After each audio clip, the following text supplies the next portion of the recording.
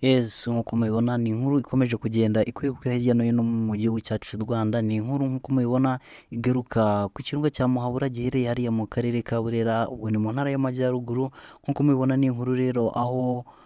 ari inkongi y'umuriro yafashe, ariko ni inkuru by'umwihariko tugiye kuza kuba twagarukaho mu buryo bwihariye nk'uko mwabonye kuri description y'iyi video mbere y'uko uyifungura. Ni inkuru ivuga ko Mutesi Kovia yaje kuba yahigerera, kuko n'amakuru adasanzwe akomeje kuhavugwa nyuma y'uko ari aho mu gitondo cyo kuwa gatanu hari ku itariki 14 z'ukwezi uku kwa munane muri uyu mwaka, aho ari inkongi y'umuriro yafashe itazwi neza icyayiteye. Ni inkuru rero ikomeje kugenda idevelopa ivaho n'ibindi bintu byinshi bigiye bitandukanye, aho byavuzwe ko hari abana barenga batanu baje kuba bapfira muri iryo shamba, cyangwa se bitewe n'iyo mpanuka y'inkongi y'umuriro yafashe ikirunga cya Muhabura. Ni inkuru Mutesi Kovia ubwe yaje kuba yigarukiraho, nk'uko ari video tugiye kubacishirizamo, aho Mutesi Kovia yahigereye ndetse aza kugaruka ku mpamvu nyirizina bishobora kuba yaba yateye iyi nkongi y'umuriro, ndetse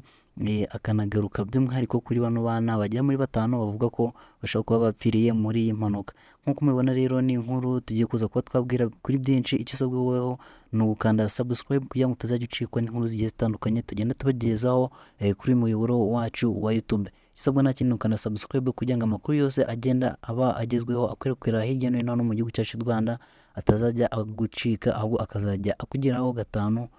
ku kandi. Rero tubahe ikaze kuri muyoboro wacu. nk'uko mubibona, nk'uko twababwiye, ni video tugiye kuza kuba twabereka aho ari Mutesi Kovia wagiye agaruka kuri byinshi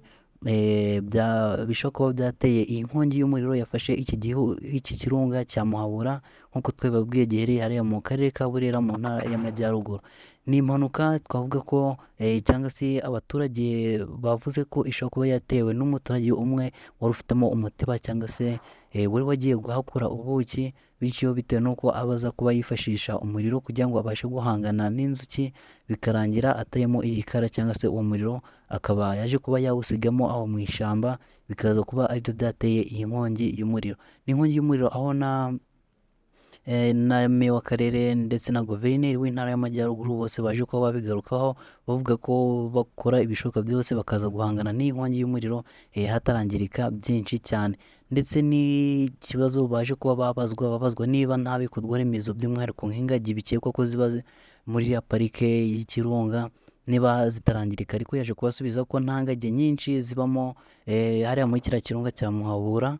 Ababwira ko ingagi zigeramo muri icyo kirunga cya Muhabura ari ingagi ziba zaturutse parike y'aho zisanzwe zirererwa cyangwa se zikurikiranirwa, ariko bikaba bitaza kuba byatuma hari ingagi iza gusiga ubuzima muri inkongi y'umuriro, bitewe n'uko iri shyamba cyangwa se iyi parike atariho zibarizwa. Rero yakomejwe abazwa n'ikibazo cy'abana bavuga ko baje kuba basiga ubuzima muri iyi nkongi y'umuriro. Avuga ko ari amakuru atari aya nyayo, ari amakuru y'ibihuha ari gukwirakwira, ko kugeza ubu ngubu nta muntu wari wasiga ubuzima muri iyo mpanuka cyangwa se muri iyo nkongi y'umuriro yafashe icyo kirunga. Kandi akaba yavuze ko bitewe n'uko babona umuriro uri kugenda ufata indi ntera nk'uko mwabibonye kuri video, yavuze ko nibabona birenze muri uyu munsi bitaraza gukemuka, baza kuba bakwifashisha n'ubundi butabazi burenze, ndavuga bakaza kuba bakwifashisha nk'indege zabugenewe, ni indege za kajugujugu zigenda zizimya umuriro, cyangwa se zikabasha kuba zahosha iyi nkongi y'umuriro. Rero ni nk'uko mubibona cyangwa se nk'uko twabibabwiye, ni inkuru aho Mutesi Kovia yaje kuba agarukaho byinshi cyane, mugiye kuza kuba mwiyumvira yanariza, avuga ko atari n'ubwa mbere bibaye, ko hari n'ikindi gihe byigeze kubaho n'ubundi ari inkongi yafashe kiriya kirunga cya Muhabura, aho ho byaje kuba byafata indi ntera. Yavuze ko icyo gihe kugira ngo iyo nkongi ibashe kuba yahoshwa, cyangwa se uwo muriro ubashe kuba wazimwa, bitabaje n'izindi ndege. Ni inkuru aho yaje kuba yigarukiraho kuri uyu munsi tariki 16 z'ukwezi kwa munane. Ni inkuru yaje kuba agarukaho mu buryo burambuye. Igisabwa nta kindi kuguma hano ukaza kureba iyi video, cyangwa se iyi nkuru yaje kuba yagarukaho byinshi, yaje kuba yabivugaho mu buryo burambuye. Mutesi Kovia rero yakomeje asobanura ko, cyangwa se asaba abaturage begereye aho ngaho cyangwa se baturiye aho ngaho kugira ngo bajye bakorana ubwitonzi imirimo yabo basanzwe bakorera muri izo parike, kuko n'ubundi ntibabasha kuba babuza gukoreramo ibikorwa byabo basanzwe bakoreramo, by'umwihariko nk'uko twababwiye ibikorwa by'ubuhakuzi cyangwa se ubworozi bw'inzuki, kuko ariho bakunze kuba bukorera cyane. Ahubwo yabwiye abaturage cyangwa se bagiye basaba abaturage babwira ko bagomba gukora ibishoboka byose bakabibungabunga neza, bagakorana ubwitonzi kugira ngo bitazajya bikomeza kubaho kenshi cyane gashoboka.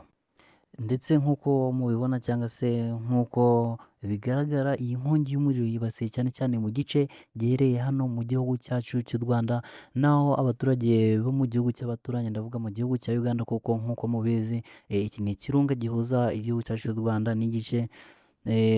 cyangwa se n'igice kimwe cy'iki kirunga kiri mu gihugu cya Uganda cyangwa se mu gihugu cy'Uganda cy'abaturanyi. Rero n'abaturage baho bakomeje kugaragaza impungenge nyinshi bavuga ko iyi nkongi y'umuriro nitabasha kuba yahoshwa vuba, yazimwa vuba, iraza kuba yagira ingaruka kuri bo cyangwa se ikaza kuba yakwambuka bikagera no mu gihugu cyabo cya Uganda, kandi bivuga ko biraza kuba byateza iyi mpanuka ikomeye cyane, kuko usanga abaturage benshi cyangwa se muri kiriya gice cya Uganda hari abaturage benshi cyane batuye ku nkengero z'iki kirunga, aho byoroshye kuba inkongi y'umuriro yaza kuba yahagera byoroshye cyane. Niyo mpamvu bakomeje kuba basaba ubuyobozi cyangwa se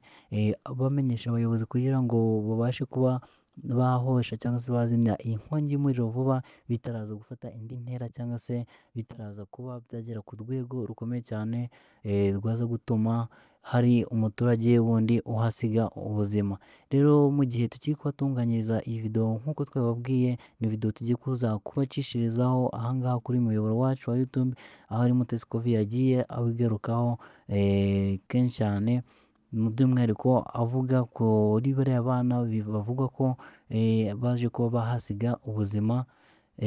muri iriya mpanuka, ndetse byavuzwe ko ni inkuru abantu benshi batari kugenda bemerekanyaho, kandi by'umwihariko nk'uko guverineri w'intara yavuze ko ari inkuru itari iya nyayo, ari inkuru y'ibihuha, avuga ko nta bana baje kuba basiga ubuzima muri iriya mpanuka, bitewe n'uko ari ahantu hari ishyamba rishobora kuba rinateye ubwoba, kuko nta bana baza kuba bagera muri iriya shyamba. Ariko ni ibintu bivuga ko byaba byashoboka, kubera ko abana n'ubundi muri buriya buzima cyangwa se abana baturiye ririya shyamba, ubuzima babamo ari ubuzima bwo gushakisha, aho bavuga ko umunsi ku wundi bakoresha ririya shyamba cyane bashaka imirire cyangwa se bashaka inkwi, ndavuga izo bifashisha mu gutunganya ibyo kurya. Rero ni ibintu bishoboka cyane, aho abantu bagiye batandukanye bagiye bavuga ko ari inkuru batashatse kubyemeza, ariko koko abo bana bahasize ubuzima. Ni n'umuturage umwe uhaturiye waje kuba yabyibwira Mutesi Coffee muri video ye yakoze cyangwa se mu kiganiro yakoze ari mu ntara y'Amajyaruguru kuri kiriya kirunga cya Muhabura. Ngira ngo ni inkuru tugiye kuza kuba twabafasha nk'uko twabibabwiye, aho ari umuturage wabimwibwiriye ko harimo abana baje kuba bahasiga ubuzima, bagera kuri 5 bivuga ko bari bagiyemo bagiye gushaka inkwi cyangwa se ibyo bakoresha bateka. Rero icyo usabwa nta kindi ni ukutajya kure ya telefone yawe mu gihe tugiye kuza kuba twabacishirizaho iyi nkuru, twabeka iyi nkuru Mutesi Coffee yaje kuba yahigerera